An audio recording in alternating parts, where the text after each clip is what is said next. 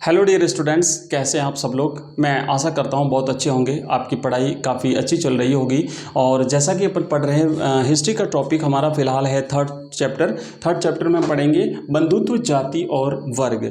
और इसका पहला वीडियो हम कंप्लीट कर चुके हैं। नेक्स्ट जहां से हमने कंप्लीट किया, फर्स्ट वीडियो जो हमने पढ़ा था उससे आगे हम कंटिन्यू करेंगे, ठीक है। तो इसमें हम महाभारत, उस समय के लोगों के सामाजिक और आर्थिक जीवन के बारे में यहाँ पे चर्चा कर रहे हैं। सबसे पहले हमने देख लिया था महाभारत के बारे में हम पढ़ चुके हैं। इससे आगे जब हम जाते हैं तो महाभारत के बाद में इसकी रचना के बारे में हमने जानकारी प्राप्त कर ली थी। नेक्स्ट थोड़ा और आगे बढ़ते हैं तो इसके बाद हमने महाभारत का जो समालोचनात्मक संस्करण तैयार किया 1919 में वी.एस. सूक्तांकर के नेतृत्व में एक टीम बनी थी। उस टीम ने वो जो एक समालोचनात्मक संस्करण तैयार किया उसके बारे में हमने जानकारी प्राप्त कर ली थी। उसके बाद हमने धर्मसूत्र और धर्मशास्त्र नामक जो ग्रंथ हैं, जो सामाजिक व्यवस्था बनाए रखने के लिए ब्राह्मणों ने जो कुछ आचार संहिता और नियम जो बनाए थे उनको इनमें संग्रहित किया उसके बारे में। और मनुस्मृति जो कि एक भारत का प्राचीन विधि ग्रंथ माना जाता है उसके बारे में हम देख चुके हैं। उसके बाद धर्मसूत्र और धर्मशास्त्रों में वर्णित जो विभिन्न प्रकार की बातें हैं, जैसे हमने गोत्र के बारे में पढ़ना है, विवाह के प्रकार, वर्ण व्यवस्था, अन्य वर्ण, जाति व्यवस्था और संपत्ति, इन सब के बारे में हमें पढ़ना है। तो यहाँ से हम कंटिन्यू करेंगे। सबसे पहले अपन बात करेंगे बंधुता और विवाह के बारे में पढ़ेंगे।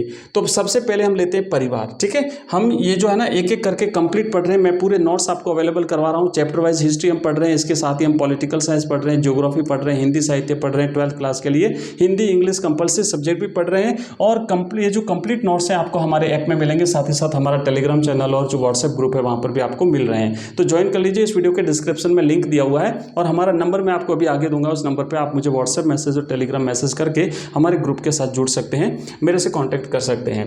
तो देखिए यहाँ पे अपन पढ़ेंगे, सबसे पहले बात करेंगे परिवार की क्या परिभाषा है, परिवार क्या है। तो परिवार जो है ये समाज की एक महत्वपूर्ण संस्था थी और संस्कृत ग्रंथों में परिवार को कुल कहा गया है। कई बार यहाँ से प्रश्न बनता है कुल से क्या तात्पर्य है। तो कुल जो है ना वो परिवार को कहा गया है। जो परिवार होता है, घर के सदस्य जिस एक ग्रुप में रहते हैं, एक समूह में रहते हैं, इसे परिवार कहते हैं। और परिवार को संस्कृत में कुल कहा जाता है, ठीक है। कुल और बांधव किसे कहते हैं, कुल किसे कहते हैं, ऐसे छोटे छोटे प्रश्न पिछले वर्षों की परीक्षा में पूछे गए हैं, आगे भी पूछे जा सकते हैं, इसलिए ध्यान रखिएगा। एक ही परिवार के लोग भोजन मिल बांट करके करते हैं। परिवार के लोग संसाधनों का प्रयोग मिल बांट करके करते हैं। परिवार के लोग एक साथ रहते हैं और परिवार के लोग एक साथ मिलकर के पूजा पाठ करते हैं। कुछ समाजों में चचेरे और ममेरे भाई बहनों को भी खून का रिश्ता माना जाता है। तो ये कुछ चीज़ें थी जो हमने परिवार के बारे में जानी। आइए आगे बढ़ते हैं। नेक्स्ट हम यहाँ पे देखेंगे पितृवंशिकता। पितृवंशिकता से क्या तात्पर्य है, ठीक है। तो यहाँ पे जानने वाली चीज़ ये थी कि भाई परिवार जो है वो किसे कहा गया है, कुल भी इसे कहते हैं। कुल क्या होता है, तो परिवार को कुल कहा गया है। पितृवंशिकता क्या है, परीक्षा में प्रश्न यहाँ से भी पूछा जाता है। तो पितृवंशिकता से तात्पर्य है कि पिता के बाद में उसका जो उत्तराधिकारी होगा वो उसका पुत्र होगा, ठीक है। आप यहाँ पे देखेंगे कि यह व्यवस्था जो है पितृवंशिकता के अनुसार समाज में पुरुष को अधिक महत्व दिया गया है। पितृवंशिकता से अभिप्राय पिता की मृत्यु के बाद उसके पुत्र, उसके बाद जो संसाधन है उसका हकदार उसका पुत्र है, इसे पितृवंशिकता व्यवस्था कहते हैं। पिता के बाद पुत्र, उसके बाद प्रपौत्र, है ना, इस तरीके से व्यवस्था चलती है, ये पितृवंशिकता कहलाती है। ध्यान रखना, ये जो जितने भी यहाँ जो हम पॉइंट्स पढ़ रहे हैं इन प्रत्येक पॉइंट्स पर प्रश्न एग्जाम में पहले भी बने हैं, आगे भी बनते रहेंगे। और ये जो कंप्लीट कोर्स है आपका CBSE बोर्ड का जो कंप्लीट कोर्स है उसके पैटर्न के अकॉर्डिंग, जो लेटेस्ट पैटर्न है उसके अकॉर्डिंग अपन ये पढ़ रहे हैं। और मैं आपको बता दूं कि जैसे CBSE का जो कोर्स है ना कई स्टेट बोर्ड्स में भी चल रहा है, जैसे RBSE का है, MP बोर्ड का है, हरियाणा बोर्ड है, झारखंड बोर्ड है ना, UP बोर्ड है। तो इनमें सब में चलता है, सबके लिए सेम कॉमन कोर्स है। और ये जो है वो पूरा अपन कवर कर रहे हैं। यहाँ पे आगे कहते हैं कि सभी मुख्य फैसले लेने की शक्ति घर के मुख्य पुरुष की होती है। और राजा के बाद आगे यहाँ पे क्या कहा गया है कि राजा की मृत्यु के बाद उसका सिंहासन उसके पुत्र को सौंप दिया जाता था। ये भी पितृवंशिकता परिवार की वजह से ऐसा होता है, ऐसा मतलब उसमें किया जाता है। और कभी पुत्र न होने पर संबंधी भाई को उत्तराधिकारी बनाया जाता था, है ना। ऐसा भी होता था कि अगर पुत्र नहीं होता था कोई तो भाई उसका उत्तराधिकारी बनता था। कुछ विशेष परिस्थितियों में सत्ता स्त्रियों को भी जो है वो दी जाती थी। पितृवंशिकता परिवार में भी ऐसा होता है। बाकी ऐसी चीज़ें जो है वो मातृवंशिकता परिवार में होती हैं। अब बात करेंगे विवाह के नियमों के बारे में। इससे कई प्रकार के प्रश्न बनते हैं, छोटे छोटे प्रश्न, बड़े बड़े प्रश्न बन सकते हैं। देखिए, ब्राह्मणों ने समाज के लिए एक विस्तृत आचार संहिता तैयार की और लगभग 500 ईसा पूर्व से इन मानदंडों का संकलन धर्मसूत्र और धर्मशास्त्र नामक संस्कृत ग्रंथों में किया गया। इसमें सबसे महत्वपूर्ण जो ग्रंथ है हमने पहले भी पढ़ा, मनुस्मृति है। मनुस्मृति एक धर्मसूत्र और धर्मशास्त्र जो ग्रंथ हैं उसमें सबसे प्राचीन ग्रंथ माना जाता है और भारत का सबसे प्राचीन विधि ग्रंथ भी माना जाता है। ध्यान रखना, प्रश्न यहाँ से बन सकता है, आप लोग ध्यान दीजिए। प्राचीन विधि ग्रंथ जो है वो माना जाता है भारत का मनुस्मृति। मनुस्मृति का संकलन, देखो यहाँ से प्रश्न पूछा गया है, पहले प्रश्न बना था कि मनुस्मृति का संकलन कब किया गया, तो 200 ईसा पूर्व से लेकर के 200 ईस्वी सन के बीच में, ये 400 वर्षों का जो काल है, इसमें मनुस्मृति का संकलन हुआ है। दिलचस्प बात यह है, यहाँ पे क्या लिखा है आगे कि धर्मसूत्र और धर्मशास्त्र ग्रंथों में विवाह के 8 प्रकारों को स्वीकृति दी गई है। तो याद रखिएगा, प्रश्न यहाँ से भी बनता है कि धर्मसूत्र और धर्मशास्त्र ग्रंथों में विवाह के 8 प्रकार, विवाह के कितने प्रकारों को स्वीकृति मिली है, तो उसमें आप याद रखना विवाह के 8 प्रकारों को स्वीकृति मिली है। या फिर ये प्रश्न बन सकता है कि 8 प्रकार के विवाहों का जो है का उल्लेख कहाँ पे किया है, तो धर्मसूत्र और धर्मशास्त्र नामक ग्रंथों में किया है। इसमें जो 8 प्रकार के विवाह हैं वो सारे विवाह अपन देखेंगे 8 प्रकार के, उसमें से जो पहले जो 4 प्रकार के विवाह हैं वो उत्तम माने जाते हैं और पिछले जो 4 प्रकार के विवाह हैं उन्हें निम्न स्तर का माना गया है, उसे निंदित माना गया है। संभवतः यह विवाह पद्धतियां उन लोगों में प्रचलित थी जो ब्राह्मणीय नियमों को अस्वीकार करते थे। मतलब नीचे वाली जो 4 पद्धतियां हैं, है ना, टोटल 8 प्रकार के विवाह, उसमें जो 4 नीचे वाले जो 4 प्रकार के विवाह हैं वो उन लोगों में प्रचलित थी जो ब्राह्मण धर्म को अस्वीकार करते थे।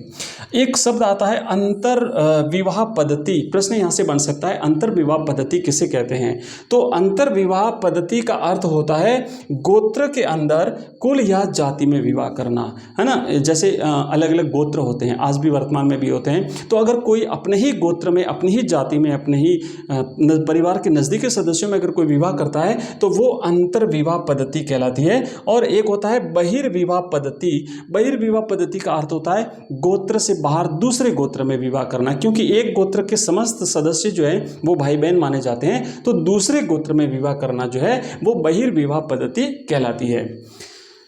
आगे बढ़ते हैं।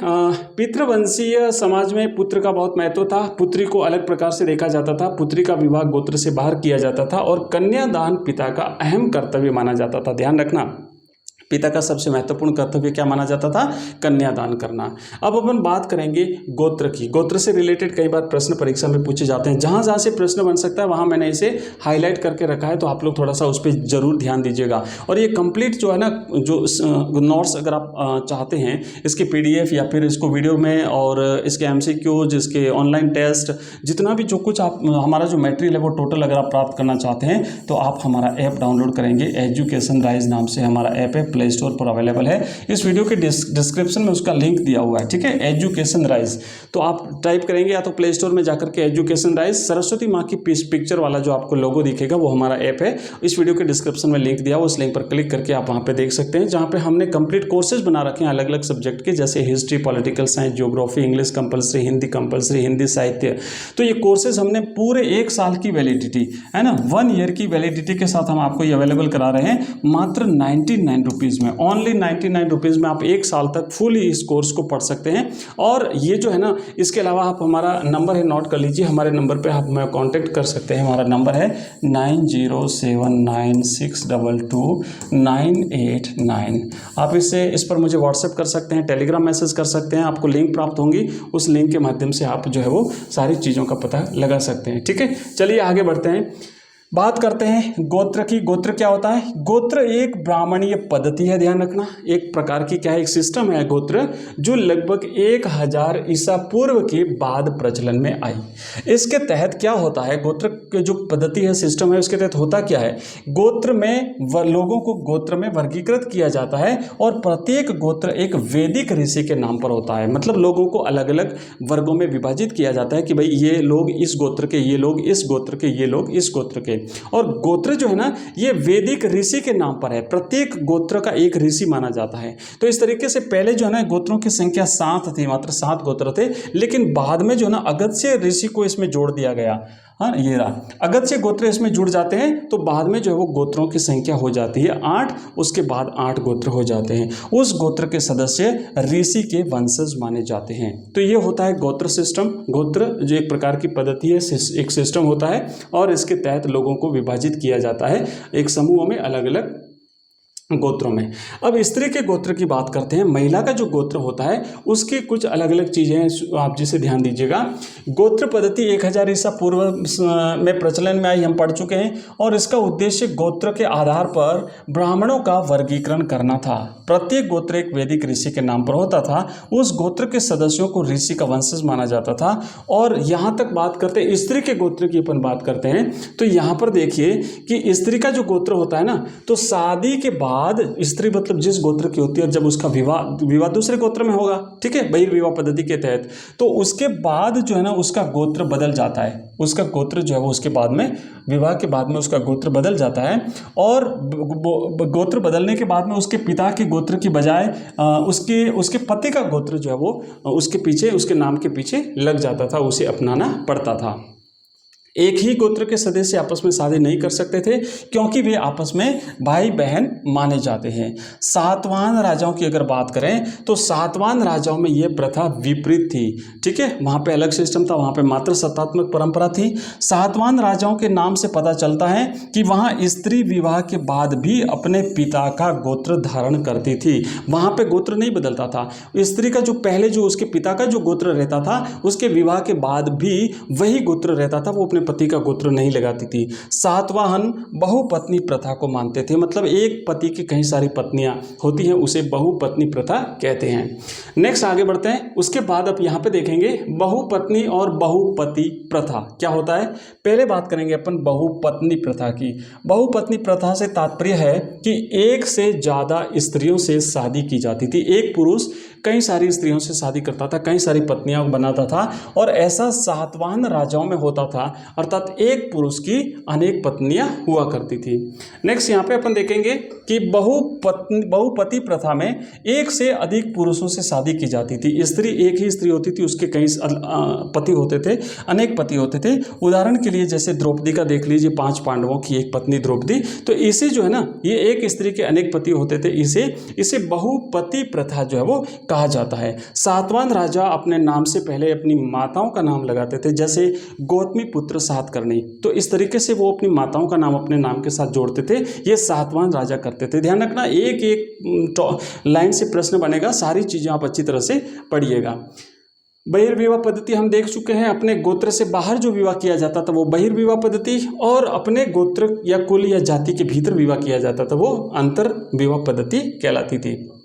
अब हम बात करेंगे विवाह के प्रकारों के बारे में। जैसा कि हमने देखा, धर्मसूत्र और धर्मशास्त्र नामक जो ग्रंथ हैं, जिनमें 8 प्रकार के विवाहों की बात हुई है। विशेष करके मनुस्मृति की अगर बात करें तो इन 8 प्रकार के जो विवाह हैं उसमें से 4 जो ऊपर के जो 4 प्रकार के, पहले जो शुरुआती जो 4 प्रकार के विवाह हैं वो उत्तम माने जाते हैं, और बाद के जो 4 प्रकार के विवाह हैं वो निम्न कोटि के माने जाते हैं। तो सबसे पहला जो विवाह होता है वो होता है ब्रह्म विवाह। नाम याद रखिएगा, पहला विवाह ब्रह्म विवाह। इसमें क्या होता था कि दोनों जो पक्ष होते थे, वर पक्ष और वधु पक्ष, तो दोनों पक्षों की सहमति के साथ कन्या का विवाह करना ब्रह्म विवाह कहलाता था।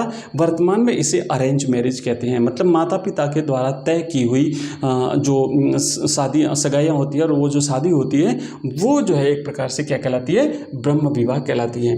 नेक्स्ट आता है दूसरा देव विवाह। दूसरे नंबर का विवाह होता था देव विवाह। इसमें क्या होता था, किसी धार्मिक अनुष्ठान के मूल्य के रूप में अपनी कन्या को दान में दे देना देव विवाह कहलाता था। कोई धार्मिक आयोजन होता था तो उस धार्मिक आयोजन में जो होता था, उस धार्मिक आयोजन के बदले कन्या को दे दिया जाता था, वो देव विवाह कहलाता था। नेक्स्ट अपन देखेंगे यहाँ पे आर्ष विवाह और प्रजापत्य विवाह। आर्ष विवाह में क्या होता था, आर्ष विवाह में कन्या के माता पिता को कन्या का मूल्य दहेज गोदान देकर के कन्या से विवाह करना आर्ष विवाह कहलाता था, ठीक है। और फिर होता था प्रजापत्य विवाह। कन्या की सहमति के बिना उसका विवाह अभिजात्य वर्ग अथवा उच्च वर्ग के वर्ग से कर देना प्रजापत्य विवाह कहलाता था। तो ये जो 4 प्रकार के विवाह हैं ठीक है। इसमें पहला आएगा ब्रह्म विवाह, दूसरा आएगा देव विवाह, तीसरा आएगा आर्ष विवाह, चौथा आएगा प्रजापति विवाह। ये तो उच्च कोटि के विवाह माने गए हैं। नेक्स्ट आते हैं पांचवें से लेकर के 8वां गंधर्व विवाह, उसके बाद में आएगा असुर विवाह, उसके बाद आएगा राक्षस विवाह और फिर आएगा पेशाच विवाह। तो ये जो 4 विवाह हैं ये निम्न कोटि के विवाह माने गए हैं। असुर विवाह में क्या होता था, कन्या को खरीदकर विवाह कर लेना असुर विवाह कहलाता था। मतलब जैसे कन्या उसके बाप को पैसे दे दिए जाते थे और उसके बदले में लड़की ले ली जाती थी। राक्षस विवाह उससे पहले 5वां था गंधर्व विवाह। इसमें क्या होता है कि परिवार वालों की सहमति के बिना वर और कन्या का बिना किसी रीति रिवाज के आपस में विवाह जो है वो हो जाता था, उसे गंधर्व विवाह कहते थे। असुर विवाह हमने देख लिया। राक्षस विवाह में क्या होता है, राक्षस विवाह में होता है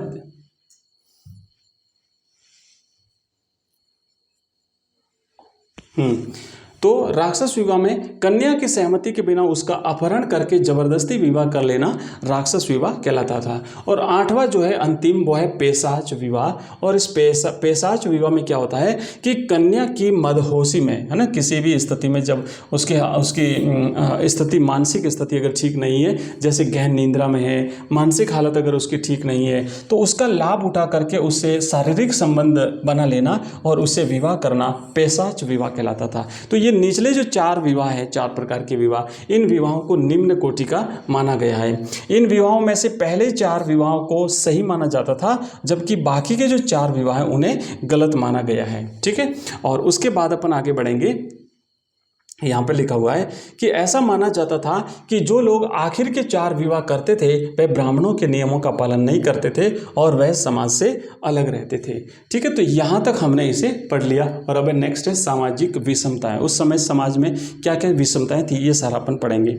मैं एक बार फिर से आपको बता देता हूँ कि जो नोट्स अपन जो चैप्टर पढ़ रहे हैं, इसके कंप्लीट नोट्स अगर आप चाहते हैं, इसका वीडियो लेक्चर्स आप एक ही स्थान पर सारा चाहते हैं, पूरा कोर्स जिसमें MCQs रहेंगे, प्रश्न उत्तर रहेंगे, ऑनलाइन टेस्ट रहेगा, तो आप हमारा ऐप डाउनलोड कर लीजिए। एजुकेशन राइज नाम से हमारा ऐप है, प्ले स्टोर पर आपको मिल जाएगा। और उसके अलावा हमारा मोबाइल नंबर आप नोट कर लीजिए, मैं आपको दिखा देता हूँ।